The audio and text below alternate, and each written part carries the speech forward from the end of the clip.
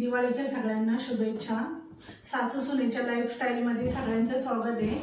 आज आपण खमंग अशी खुसखुशीत चकली कशी बनवायची ती पाहूया। आपण आज भाजणी करणार आहे चकलीची।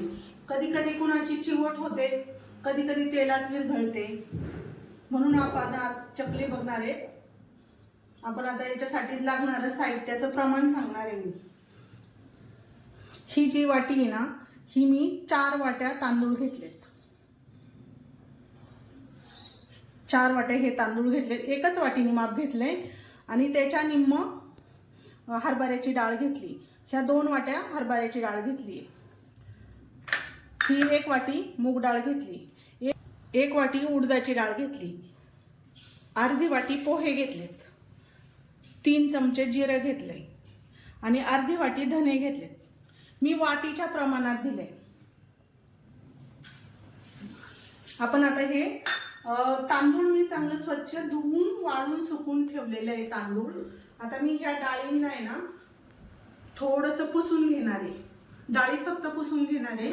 आणि हे रेशनिंगचे तांदूळ असल्यामुळं ते चांगले धुवून स्वच्छ करून ठेवलेत मी, वाळून ठेवलेत चांगली कडक। आता तांदूळ आधी भाजून घेऊया।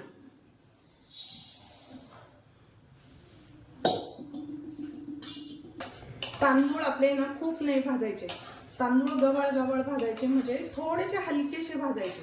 हलकं का भाजायचं तर याला असं खरपूस असा वास येतो, चांगला सुगंध येतो याला चकलीला। आणि जास्त जर भाजलं तर चकली आपली काळपट होते, म्हणून तांदळाला सगळ्या धान्यांना कुठल्याही जास्त भाजायचं नाही। आणि धान्य भाजलं का चकली हलकी होते। धान्य भाजलं का धान्य कुठलंही भाजल्यामुळं हलकं होतं, त्याच्यामुळं चकली सुद्धा हलकी होते अशी खुसखुशीत। आपण आता हे असं रंग बदले, थोडासा रंग बदलून द्यायचा, खूप पण नाही बदलायचा, थोडासा रंग बदलायचा। आणि लई मोठ्या गॅसवरती पण नाही भाजायचं, मंद आचेवर भाजायचं जरा। आणि सारखं हलवत राहायचं, अजिबात लागलं नाही पाहिजे खाली। चकलीची अशी काळजी घ्यावी लागते थोडीशी, तरच चकली अशी छान होते आपली।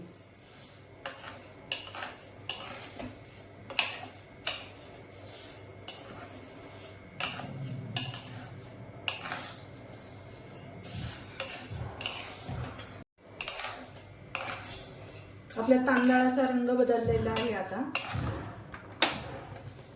हे बघा तांदळाचा रंग बदलला आहे। आता आपण याला काढून घेऊया।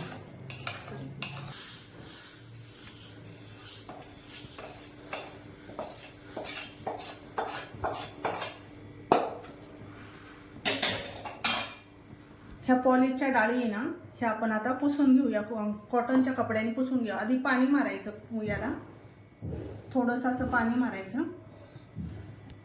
आणि याच्यावरती डाळ टाकायची आणि असं चोळून घ्यायची डाळ। आपली डाळ चांगली ओल्या फडक्याने पुसून झालेली आहे। आपण आता याला काढून घेऊया।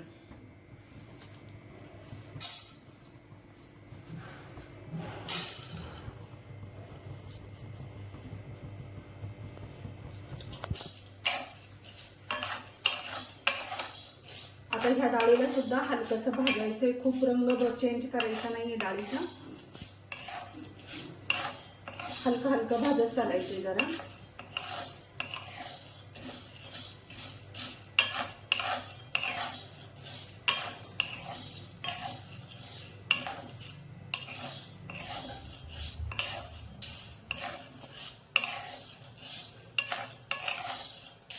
चकलीला आहे ना चांगल्या भाजली ना, चांगली नळी पडते आतमधून। नळी पडल्यामुळे चकली खुसखुशीत होते, चिवट होत नाही। काहींची चकली चिवट होते, तेलात सुटते, तर ही चकली अजिबात तेलात सुटत नाही आणि चिवटही होत नाही।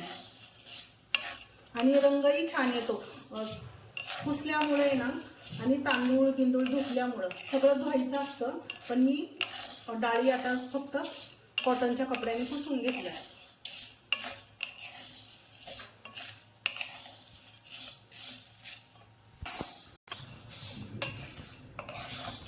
डाळीचा सुद्धा कलर चेंज झालेला आहे। आता आपण डाळ सुद्धा चांगली भाजलेली आहे. आपण आता काढून घेऊया डाळ सुद्धा.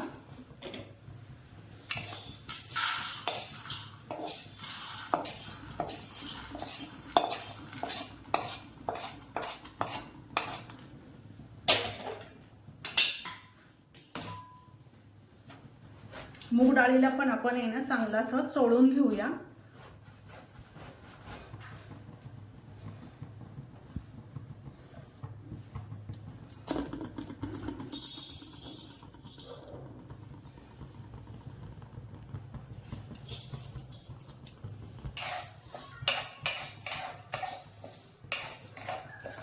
मुगाची डाळ सुद्धा हलकी अशी भाजायची चांगली.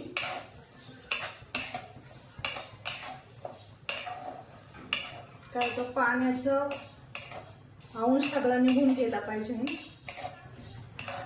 तोपर्यंत चांगली भाजायची.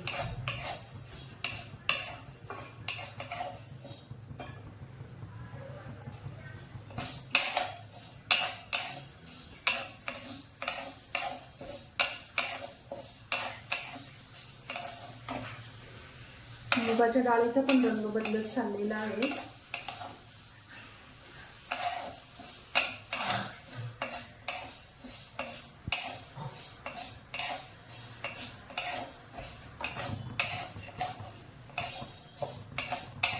आता आपण मुगाची डाळ काढून घेऊया.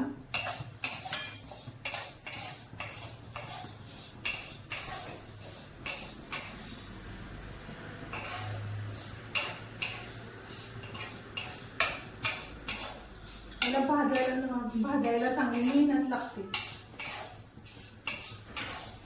चकलीची भाजणी म्हटलं का मेहनतीचं काम असतं. जरा चांगलं भाजावंच लागतं. चांगलं असं खरपूस भाजलं तरच चकली चांगली होते.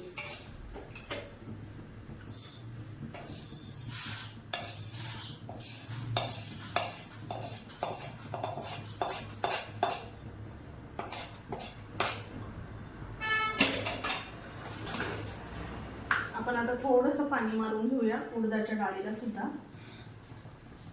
उडदाची डाळ सुद्धा पुसून घ्यायची चांगली.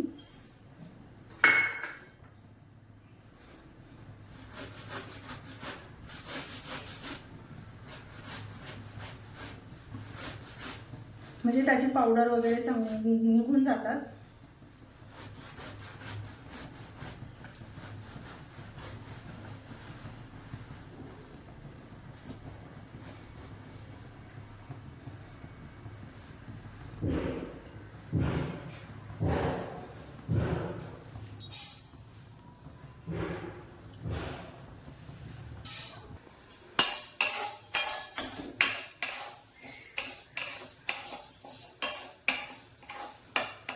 उडदाची डाळ पण चांगली भाजायची अशी.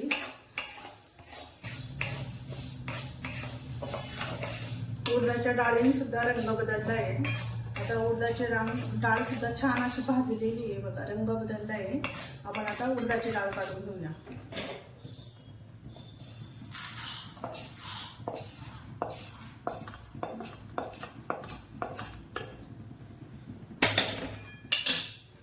आता आपण याच्यात टाकूया पोहे, अर्धी वाटी पोहे.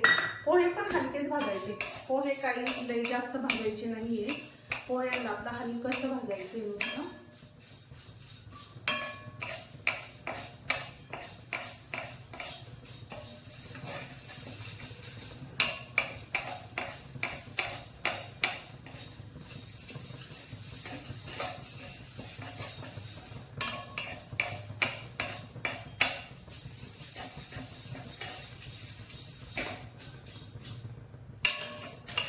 पोहे सुद्धा आपले हलकेसे भाजून झाले. आता आपण पोहे काढून घेऊया.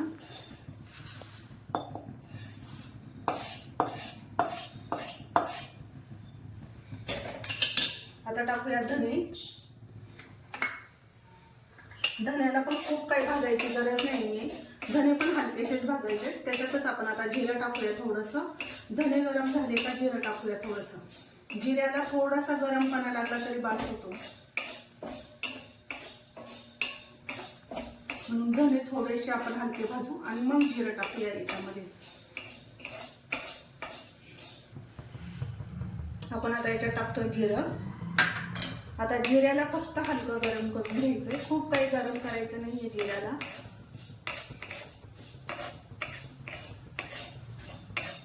धन्याचा आणि जिऱ्याचा थोडासा वास सुटायला लागला का खमंग असा वास येतो धना जिऱ्याचा. मग आपण बंद करूया.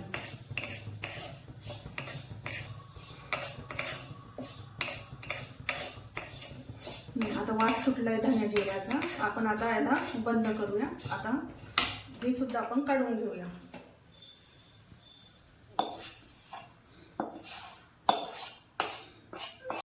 आपली भाजणी तयार आहे. आपण आता हे दळून आणूया. थंड झालं का दळून आणूया. आपल्या चॅनलवर चकलीचा व्हिडिओ येणार आहे, पाहायला विसरू नका.